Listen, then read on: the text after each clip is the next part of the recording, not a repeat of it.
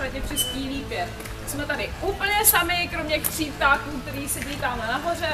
Je zima, prší, fouká vítr a je to tady fakt dost strašný. Ale příští sobotu, to znamená 8. června od 12:30 to tady rozhodně takhle vypadat nebude.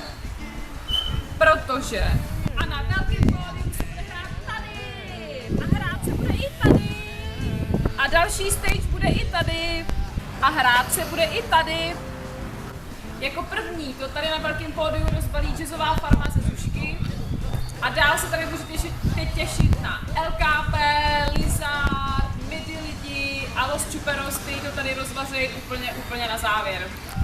Všechny příznivce lehce alternativní muziky rádi přivítáme na stage Střecha, kterou odpálí Pupíček, potom se můžete těšit na The Viv, Candát, Babu Babu, Kična a taky kapelu se strašně s prostým názvem, který ani já nedokážu vyslovit, takže určitě doražte.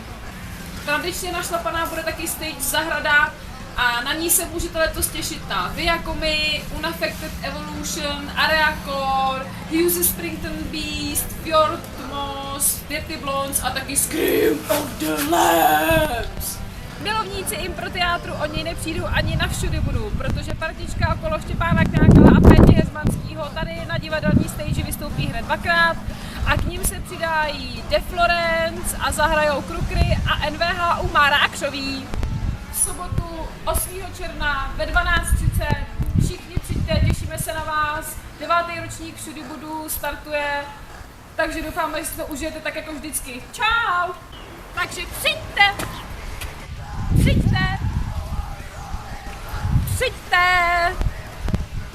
Přijďte!